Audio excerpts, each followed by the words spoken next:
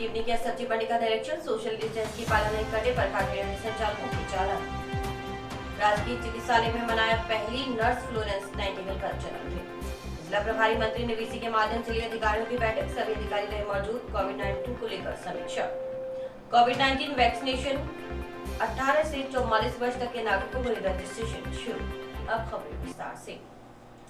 Corona महामारी के चलते नगर परिषद टीम ने सोशल डिस्टेंस की पालना सुनिश्चित करवाने के लिए बुधवार को सब्जी मंडी में निरीक्षण कर व्यवस्थाओं का जायजा लिया। इस दौरान रेडी संचालक में नगर परिषद कर्मचारियों के बीच कहासुनी हो गई। वहीं रेडी संचालकों का आरोप था कि नगर परिषद व पुलिसकर्मी भेदभाव तरीके से कार्रवाई कर रहे हैं। वहीं रेडी संचालकों का कहना था कि राज्य सरकार ने सुबह 5 से 11 बजे तक का समय सब्जी बेचने के लिए निर्धारित किया है, जबकि इस समय अवधि में मोहल्ले के ग्राहक सब्जी मंडी से सब्जी खरीदते हैं। ऐसे में मोहल्लों में सब्जी की बिक्री नहीं हो पाती।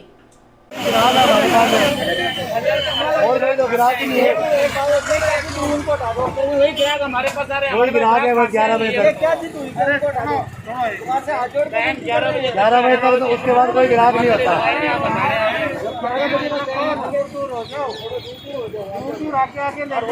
मेरी बात एक मिनट मेरी बात मेरे सुनो। मंडी का टाइम चलो 11 बजे तक हम गलियों में चले जाएंगे। सब्जी मंडी में जो ग्राहक आ रहे हैं वही ग्राहक हमारे पास आते हैं। आप खड़े हैं, ये बताया तभी गिरा रही है सारा मंडी बंद कर दो बस।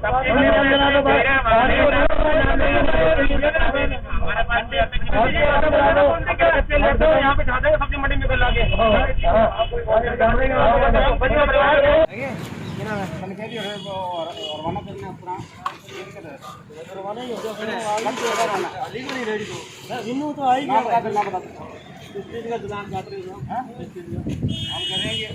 पालना नहीं करेंगे, ये आदेश की बिल्कुल पालना हो रही है साहब की। मेरी बात सुनो, सब्जी मंडी पूरी खुली है, ठीक है। आप 5 से 11 बजे का टाइम है, मान लिया बात।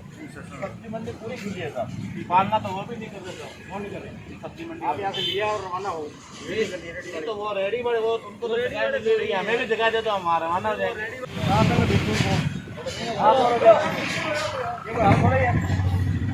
रेडी संचालक राजेश मीणा और टीकमचंद ने बताया कि प्रशासन को चाहिए कि गली मोहल्लों से सब्जी मंडी में आ रहे ग्राहकों पर सब्जी मंडी में आने की पाबंदी लगाएं, ताकि रेडी वाले गली मोहल्लों में सब्जी बेच सकें। इस दौरान प्रशासन ने कई रेडी संचालकों के चालान काटने की भी कार्रवाई की। एक बार तो नगर परिषद और रेहड़ी वालों के बीच माहौल गर्मा गया। उधर रेडी संचालकों का आरोप है कि सब्जी में व्यापारियों को छूट क्यों है। रेडी संचालक भगवान दास ने बताया कि सब्जी मंडी में सबसे ज्यादा मोहल्ले के ग्राहकों की भीड़ होती है। उन्होंने बताया कि रेहड़ी वाले तो महज 10 से 15 के बीच होते हैं। इतने में प्रशासन को रेहड़ी वालों की भीड़ नजर आ गई। रेहड़ी संचालकों ने प्रशासन से मांग की है कि उन्हें सब्जी बेचने के लिए अस्थायी जगह आवंटित करवाएं। 5 से 11 बजे का समय है, सब्जी वाले फ्रूट वाले आप लगा सकते हो, ठीक है। हमने यहाँ सब्जी मंडी जो बिक्री है, बिक्री होके वगैरह तो सब्जी मंडी में बेच रहे हैं, वही कस्टमर हमारे से बाहर आके ठेले पे फल फ्रूट सब्जी वगैरह लेता है, फल फ्रूट भी लेता है, ठीक है। अब उनको छूट दे रखी है, वो वहाँ सब्जी बेच रहे हैं कि फुल भीड़ बना के। हम रेडी वालों को आते 8 साढ़े 8 बजे लगाते नहीं है माल, कहते हैं गलियों में जाओ। हमारे पास गलियों में ग्राहक कहाँ से आएगा? सब्जी मंडी में ग्राहक सब्जी लेने आ रहा है, वही ग्राहक हमसे ले रहा है। हम गलियों में जाएंगे, ग्राहक तो बाजार में घूम रहा है। या तो सब्जी मंडी भी बंद कर दो, पूरी सब्जी मंडी बंद कर दो, ठीक है, कोई दिक्कत नहीं। हम गलियों में चले जाएंगे, ग्राहक हमारे पास गलियों में आ जाएगा। आप सब्जी मंडी गलियों में, ग्राहक सब्जी मंडी में आ रहा है, हम सब गलियों में जाएंगे, कहाँ होगा? 200 रुपये कमा के हम ये चाहते हैं, हमें अस्थायी कहीं भी आसपास मंडी है, या तो मंडी हटा दो, 11 बजे का टाइमिंग, या तो मंडी हटा दो, कोई दिक्कत नहीं है, या तो मंडी हटा दो, हम गलियों में चले जाएंगे, ठीक है। अगर मंडी यहाँ है तो हमें आसपास कोई अस्थायी जगह दे दो, और वहाँ मंडी होगी, 200-250 ढाई बची है, 500 का माल है, मेरे खड्डे में माल गिर गया, मैं गरीब आदमी मर गया, मेरी लगा ले तो 11 बजे टाइम है, हम उसके सारे माल लेते हैं, तो 11 बजे टाइम है, 10 रोटी हमारी बन जाती है, गरीब आदमी है साहब। 10 रेडियाँ हटाने से कोई भीड़ कम नहीं हो जाती। और मंडी में जो ऑलरेडी हम लगा ही रहे हैं वहाँ पे, उसके बाद में भी हमारे को तंग किया जा रहा है। और ये 7 बजे माल आया नहीं, उससे पहले आगे जी खड़ा करके जी चलो चलो, अब 10-10 हजार रुपए का माल लेके आते हैं, कहाँ बेचेंगे इसको, कहाँ जाएंगे? गोदामों में माल रखने के लिए तो ही लिया, बेचने के लिए लिया चल रहा है, भीड़ भाड़ नहीं करनी है, वो तो ठीक है, लेकिन फुल मंडी के अंदर भीड़ हो रही है। वो अगर 50 दुकानें वहाँ लग रही है, 10 रेडी हटाने से क्या कोई व्यवस्था सुधर जाएगी क्या? आज भी हमारे सैनिटाइजर रख रखे हैं, मास्क लगा रहे हैं, सारी जो उम्मीदें रस्सी बांध रखी है रेडियो के आगे। भेदभाव कर रहे हैं? हाँ, भेदभाव हो रहा है हमारे साथ में। करिए माल तो बिक जाता है। 7 बजे माल बेच के नहीं निकल जाते हैं, उसके बाद में तो हमारे को ही बेचना होगा वो। इस संबंध में नगर परिषद के अय्यन मेघराज ने बताया कि प्रशासन के निर्देशानुसार बुधवार को सब्जी मंडी का निरीक्षण किया गया। इस दौरान कर्मचारियों द्वारा सब्जी मंडी में रेडियो को हटाने की समझाइश की गई। ऐसे में कुछ के चालान काटने की कार्रवाई भी की गई। वहीं सब्जी की दुकानों के आगे गोल घेरे लगाकर सोशल डिस्टेंस की पालना के लिए पाबंद किया गया। तहसीलदार दानाराम मीणा ने बताया कि रेहड़ी वालों से गली मोहल्लों में सब्जी बेचने के लिए पाबंद किया गया है।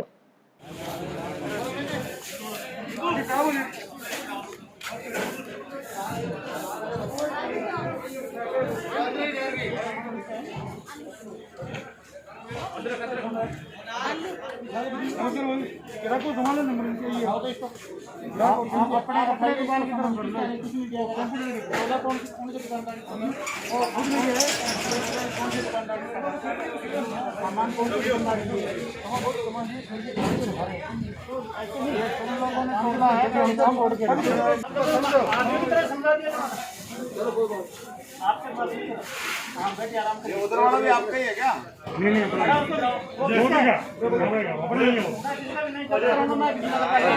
आज इस सब्जी मंडी के अंदर सब्जी जो विक्रेता हों उनको पूरी सोशल डिस्टेंस पालना करने और के लिए पाबंद किया गया उनको, और रेडी वालों से निवेदन किया गया कि आप लोग गली मोहल्लों में साइडों में जाकर के इस मार्केट से हट करके कहीं भी जाके सब्जी का विक्रय करें, ताकि जनता को भी सुविधा मिले और आप लोगों की सब्जी की बिक्री हो सके। इसके लिए उनको यहाँ से हटाया गया। अन्य आने जाने अनावश्यक जो वाहन घूम रहे हैं, मोटरसाइकिल, बाइक, कार वगैरह अनावश्यक है, उनसे भी टोकटा की जा रही है ताकि अनावश्यक ज़्यादा भीड़ नहीं हो और बिना ही मार्केट में आए। उनको यही निर्देश है कि आप निश्चित टाइम तक खोलें और निश्चित दूरी बनाए रखें, दुकान के घोड़े बना करके अपना सामान रखें। शासन को ढीले पूरा हाथ जोड़ करके निर्देश किया जा रहा है, एक समझा की जा रही है। उसके अगर नहीं मानेगी तो सख्ताई से भी लिया जाएगा काम। तो दुकानें हैं वो सब्जी वाले वो 11 बजे से खुलेंगी और जो उनकी स्थायी दुकानें वो उनको भी रोस्ट के अनुसार एक छोड़ के एक के खोलने के अनुमति है। रेडियो अगर सुबह से लेकर शाम तक वो कहीं बेचे नहीं, मार्केट को छोड़े कहीं भी जाके बेचे, उनकी खुली है।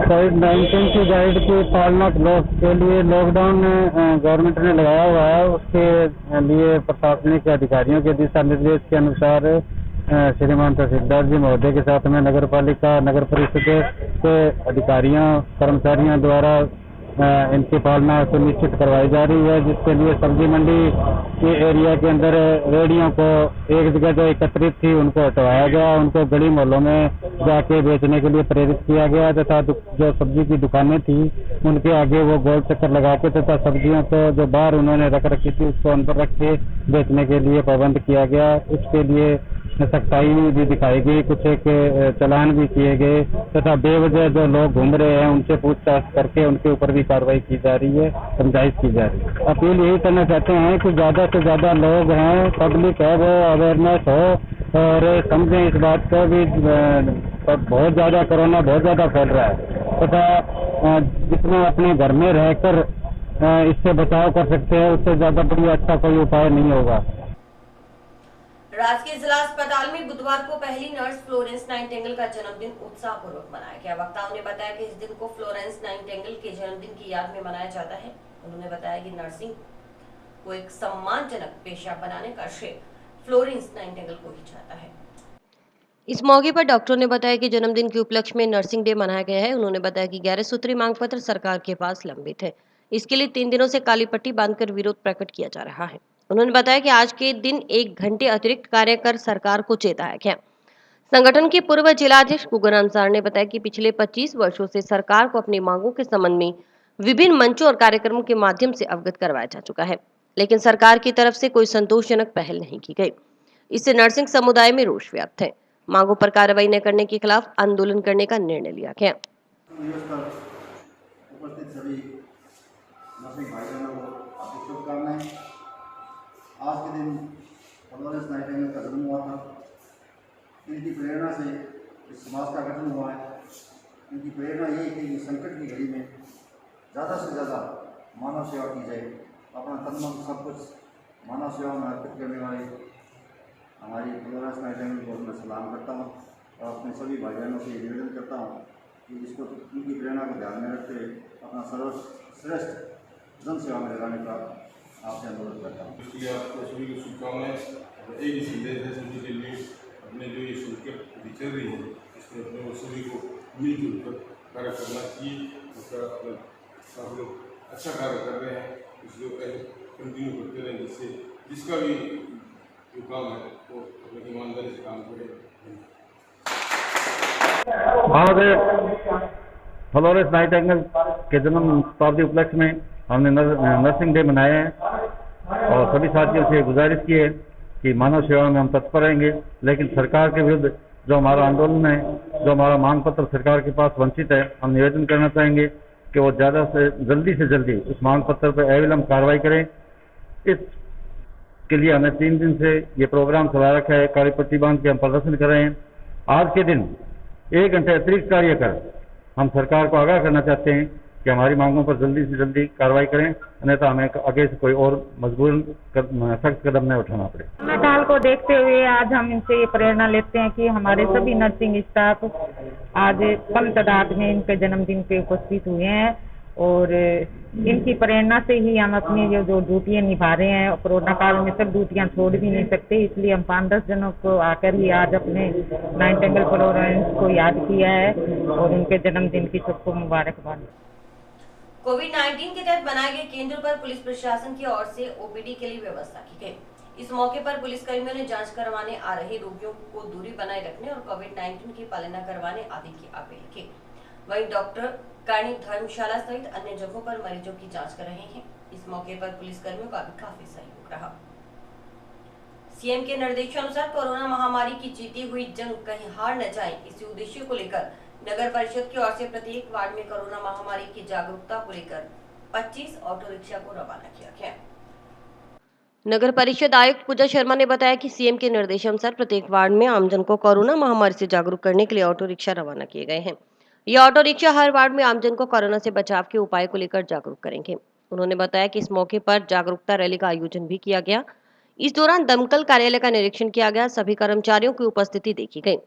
कार्य संतोषजनक पाया गया। नगर परिषद कर्मियों ने वार्डवासियों को घरों में रहने के लिए प्रेरित किया, बिना वजह घर से बाहर निकलने के लिए समझाइश की। इसके अलावा मास्क पहनने, 2 गज की दूरी बनाए रखने, बार-बार हाथ धोने, सैनिटाइजर का प्रयोग करने के लिए प्रेरित किया गया।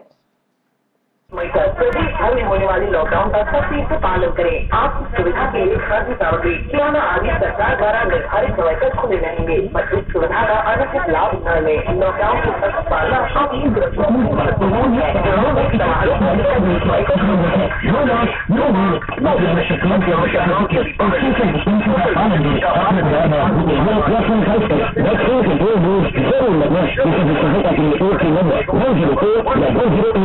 समारोह 8 घंटे के 3 है क्या आपको?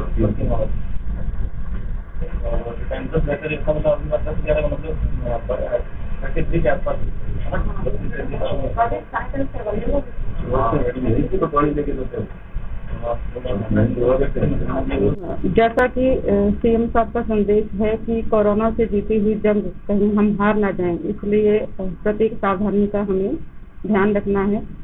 उसी के तहत आज हमने अपने जो है 25 जो ऑटो टिपर है उनको रवाना किया है। उसके लिए हमने प्रत्येक चालक को एक कैप और एक बैच भी दिया है, जिससे उनकी पहचान रहे कि वो कोरोना के लिए अवेयर कर रही हैं।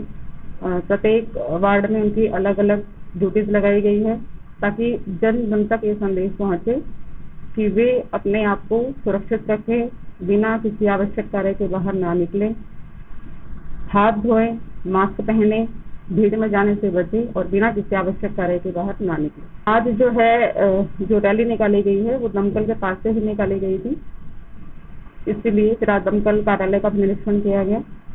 सभी कर्मचारियों की उपस्थिति देखी गई और कार्य संतोषजनक मिला और कार्यालय में सब कुछ ठीक था।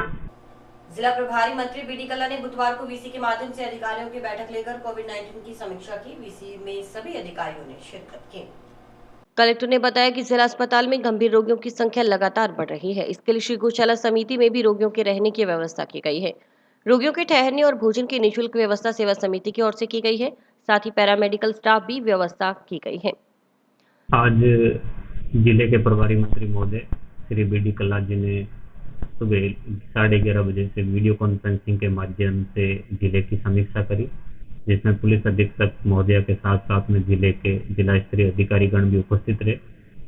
मंत्री महोदय ने कोविड के बारे में एक एक बिंदु पर बहुत विस्तृत रूप से समीक्षा करी और निर्देश प्रदान किए कि जो माननीय मुख्यमंत्री जी का संदेश है, किसी भी व्यक्ति की जान नहीं जाए, ऑक्सीजन की या जीवन रक्षक दवाइयों की कमी नहीं हो, उसके लिए जिला प्रशासन और पूरी टीम को बेहतर प्रबंधन करना चाहिए और गांव से शहर, शहरों से शहर जो नई एसओपी जारी हुई है उसकी बहुत सख्त पालना हो, ये सुनिश्चित करने के निर्देश प्रदान किए।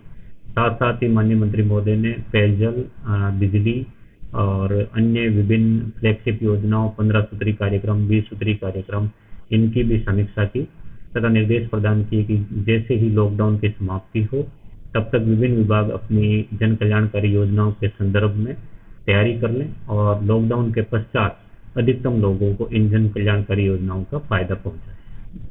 जिला स्तर पर जिला अस्पताल में कोरोना के जो संक्रमित मरीज हैं, गंभीर रोगियों की संख्या लगातार बढ़ रही है।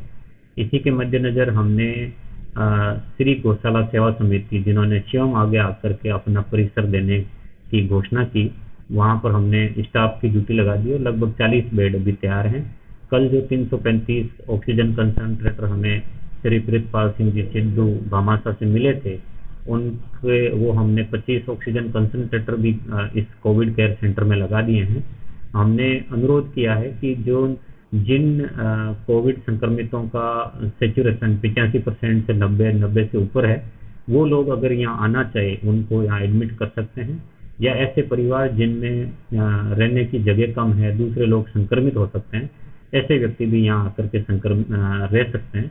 मैं आपके माध्यम से भी ये निवेदन करना चाहूँगा कि सुविधाओं की, संसाधनों की किसी प्रकार की कोई कमी नहीं है। जबकि आप लोग आगे आएँ, जो भी पॉजिटिव मरीज वहाँ रहना चाहता है वहाँ रहे, हम बेहतर प्रबंधन करें। वहाँ डॉक्टर्स ने डाइट चार्ट बनाया है, उसके अनुसार निःशुल्क भोजन मिलेगा, रहने का भी कोई किराया नहीं है। बहुत ही अच्छे तरीके से बेड, वेंटिलेशन और पर्याप्त मात्रा में ऑक्सीजन, ये ऑक्सीजन कंसंट्रेटर, मेडिकल सुविधाएं, पैरामेडिकल स्टाफ, इन सब की हमने नियुक्ति की है। यानी कि एक कोविड पेशेंट मरीज को रिकवर होने के लिए जिन जिन संसाधनों की आवश्यकता है वो सारे मिलते हैं। अभी इस संदर्भ में पुलिस अधीक्षक महोदया के साथ चर्चा हुई है। वो गौशाला सेवा समिति के जो उपाय हैं, जो वहाँ की सुविधाएं हैं, उनसे भी संतुष्ट है। सबसे पहले जो भी पुलिसकर्मी पॉजिटिव आएंगे उनको वहाँ बेहतरीन सुविधाएं देंगे। फिर भी आवश्यकता होगी तो अभी हमारे पास ऑक्सीजन कंसंट्रेटर भी है। पुलिस लाइन का जो वार्ड और जो जगह एसपी मैडम ने बताया है, वहाँ पर हम इस सेंटर को जल्द शुरू कर देंगे।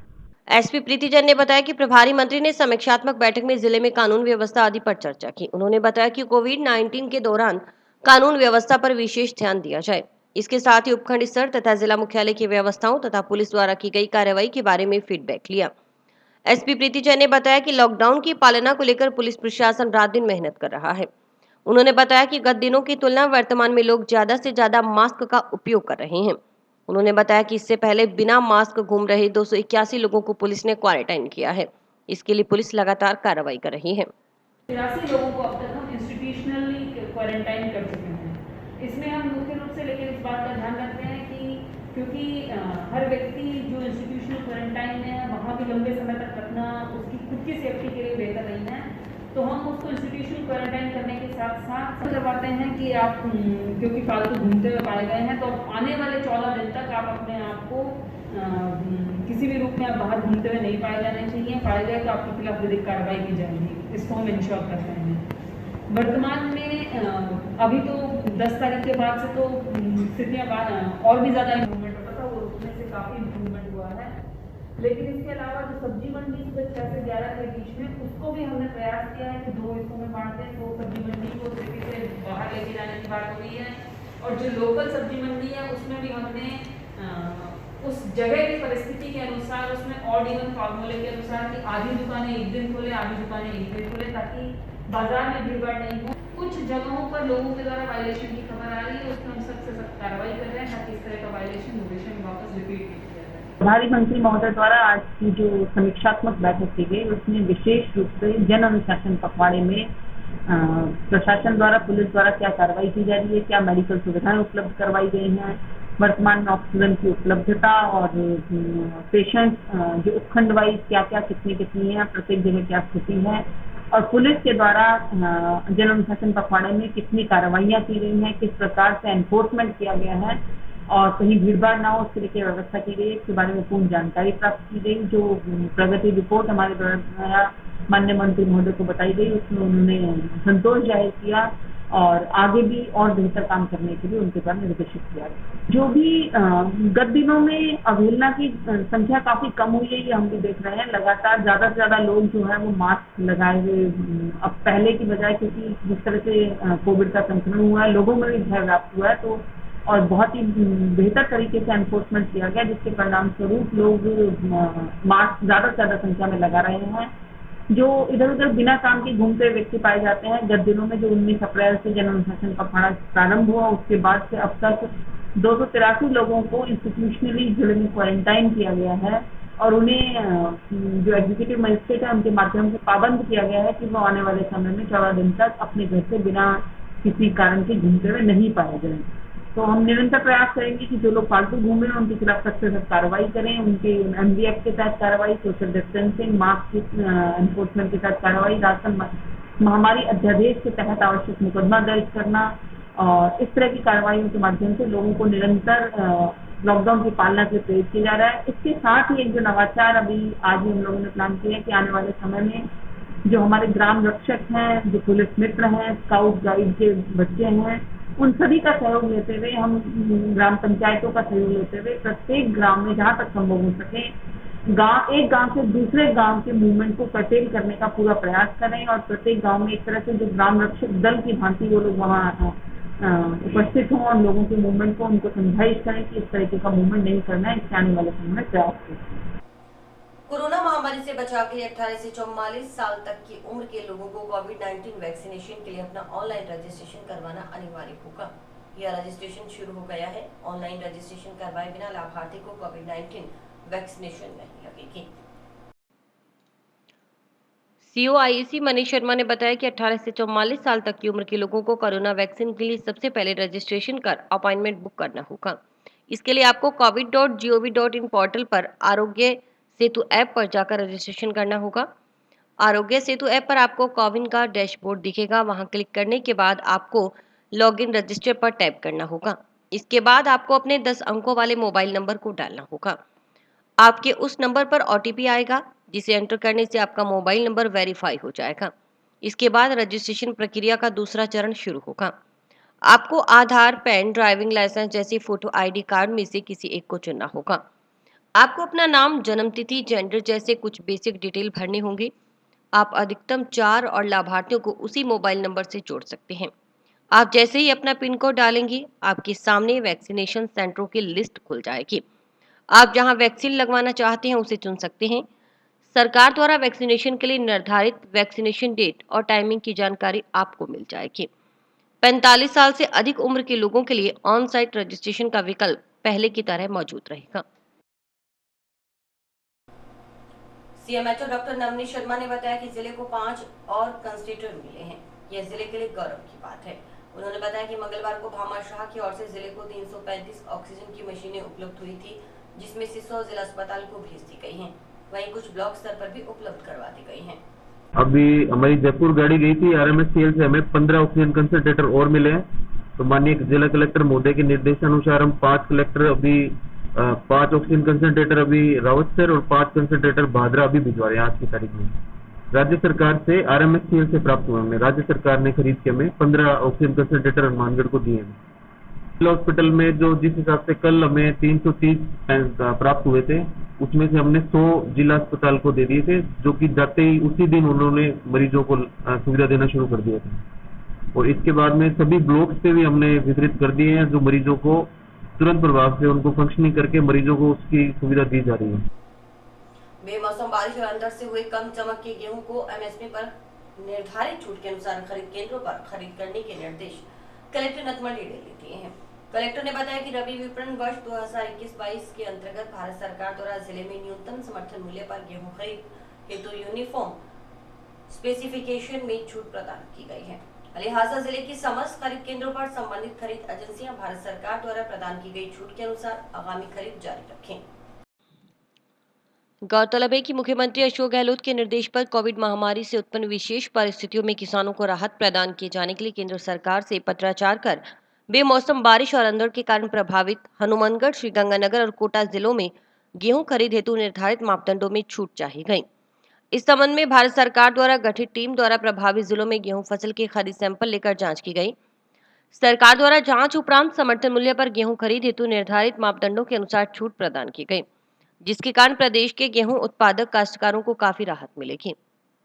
खाद्य एवं नागरिक आपूर्ति विभाग के शासन सचिव नवीन जैन ने बताया कि प्रदेश में रबी विपणन वर्ष 2021-22 के दौरान समर्थन मूल्य पर गेहूं खरीद का कार्य सुचारू रूप से जारी है। उन्होंने बताया कि जिले हनुमानगढ़, श्रीगंगानगर और कोटा में बेमौसम बारिश और अंधड़ के कारण गेहूं फसल की गुणवत्ता में गुणात्मक क्षति होने के कारण भारतीय खाद्य निगम के किस्म निरीक्षक द्वारा बरसात से प्रभावित गेहूं को बिना चमक का गेहूं मानते हुए खरीद मानकों के अनुरूप नहीं पाया गया, जिससे गेहूं खरीदने में असमर्थता जताई जा रही थी। उन्होंने बताया कि गेहूं उत्पादक किसानों को असुविधा हो रही थी, जिसके बारे में कलेक्टरों द्वारा इस संबंध में छूट दिलाए जाने का अनुरोध किया गया। उन्होंने कलेक्टर हनुमानगढ़, श्रीगंगानगर और कोटा सहित खरीद एजेंसी को केंद्र सरकार से प्राप्त छूट के संबंध में अवगत करवाते हुए गेहूं की निर्बाध रूप से खरीद किए जाने के निर्देश प्रदान किए हैं। और इसी के साथ समाचार समाप्त हुए। रोजाना देखते रहिए समाचार। नमस्कार।